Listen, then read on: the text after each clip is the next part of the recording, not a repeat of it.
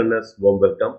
In this session, we are going to see yet another important competency what a manager should possess. That is ethical leadership and professional integrity. Let us see what is the ethical leadership, and it's all about being a good leader while you are doing a right thing.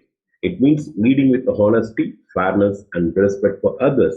The thing is that every manager they always try to achieve the organization objective, probably making profit, growing. The organization objective can be anything, and for which they have multiple choices in each and every decision, in each and every area. They have choices, but when selecting the choices, they have to be so honest. They have to be so respectful to others by considering their emotions that they have to take the decision.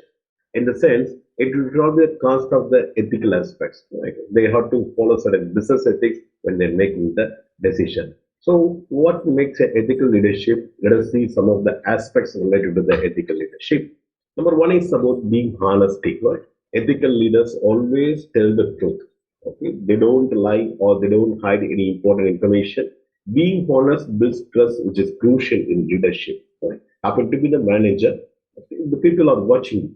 Happen to be the manager, you are so responsible, you are very much accountable, and though you are being very successful in your approach, when you are other activity, but if the honesty is not there, and the people may not have belief or confidence on you, right? So getting the trust of the people is so crucial, for which the manager must be very honest. He should not lie or should not hide any important information from the fellow colleague. Whatever the information has to be shared, that has to be shared. And it must be in the true sense, not in the other way. Right? So there is a one aspect a manager should ensure in his approach, that being honest. The second aspect is about the fairness. Okay, so the ethical leaders should not be biased. Right? They should not be biased. At the same time, they should lead. I mean, they should treat others very fairly. They should not show any favoritism or discrimination based on factors like race, gender, or background, from where he comes from, what race he belongs to, what gender he belongs to, what community he belongs to. So that is how the treatment should not be there. It must be fairness. So there's such a fairness, it helps to create a positive and inclusive work environment. So as a manager, every manager should try to build this such ecosystem or such work environment, so he has to inculcate this habit of being or the quality of being fairness. This is the second key aspect for ethical leadership. And the third dimension, ethical leaders show respect to all people, regardless of their position or status. They listen to others' opinions and value their input. So there is giving consideration to others also, right? So though they may be subordinates, they may be having the lower position, but still happen to be the manager. You have to respect everyone. If the respect doesn't mean that literally it is not just giving I mean respects or greeting. That it's not like that. But considering their viewpoints, right? Considering the viewpoints, perspective, dimensions, taking into account their ideologies also. Right. So these are the things how we can respect others. So being respect is one another important component in the ethical leadership. And when it comes to the fourth element, responsibility, right? So whatever the decisions, whatever the outcome consequences of the decisions, what you have to be responsible. So ethical leaders take a responsibility for their actions and decisions.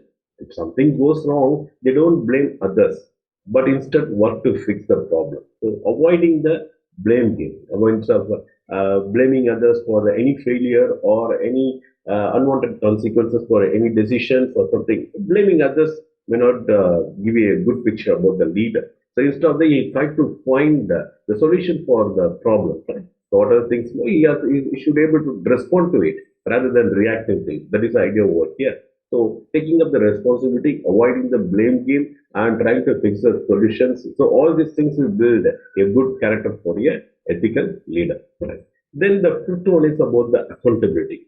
They are accountable for their action and don't try to avoid the consequences of their choices. The same thing. You cannot just point fingers on others for the failures what you have made.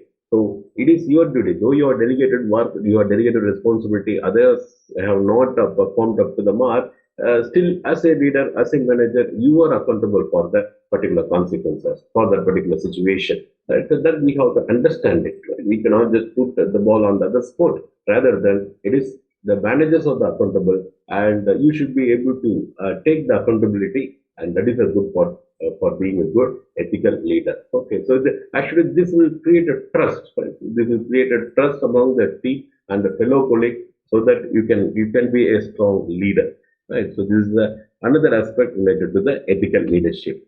And the one important aspect related to ethical leadership is being transparent.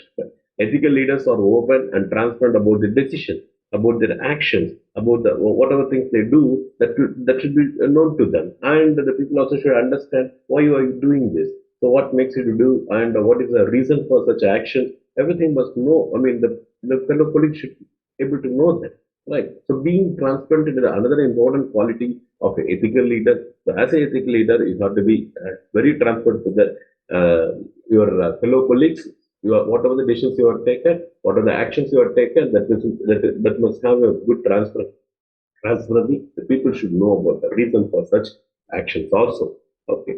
So then the next quality is the professional integrity we are talking about, right? So professional integrity goes hand in hand with the ethical leadership. It means having strong moral principles in your work and professional life. So these are some of the areas where you can just focus on, so that the professional integrity can be enhanced. One is adherence to the ethics. Professionals with integrity follow ethical guidelines and standards in their field. They don't cut corners or compromise their principles for personal gain.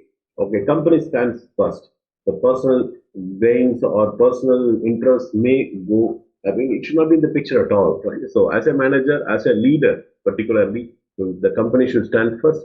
For the personal reason, you should not compromise the ethical principles. You should not compromise the good behavior, other things, and all to gain the personal gain.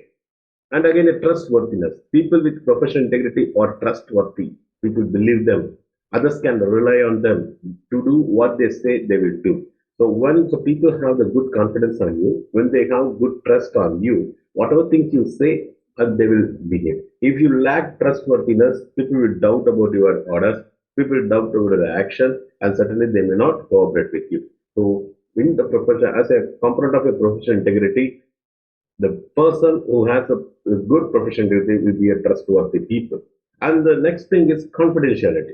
They respect confidential information, don't share it without permission. Right. So that is a very important aspects, or for a being a, because if suppose when you're into some hospital, or you in a healthcare system, okay, so if the people, the fellow people, or the patient, or the other people may share some confidential information to you, and you must maintain that confidentiality, right? So you must maintain the confidential information what is being provided to you. So that you have to respect the other people's secrets. If you are respect other people's confidential information, and you should maintain it. If you are not building this particular quality, right? So if the people started to feel that you cannot maintain the secret, or you are not keeping the confidential information with you, and you are sharing with others, then definitely the professional integrity goes in negative sense. And objectivity. Professionals with integrity make decisions based on facts and fairness, not personal biases or interests. Whatever decisions you are going to take, it will be a rational decision, right? So, what is the a real scenario? What are the real facts? What is the real data is available? Based on the data, based on the facts and figures only, you are going to make the decision, and not on your own personal biases towards somebody, right? It's a personal interest or personal biases, or what impression you have towards somebody. You should not take such. I mean, you should not take any decision on based on such things. Right? So, objectivity is the another component of professional integrity. And the last one is accountability. The person with a good professional integrity, they take ownership of their work and admit their mistakes. They build trust and credibility. So these are some of the things a manager should practice in order to have a professional integrity. Right. So professional integrity and ethical leadership are yet another important skills that a managers should acquire. Hope you have got some idea about these two skills. And if you have any input further, kindly place these things in the inbox, or subject matter expert will attend it. And thanks for watching this video. Happy learning.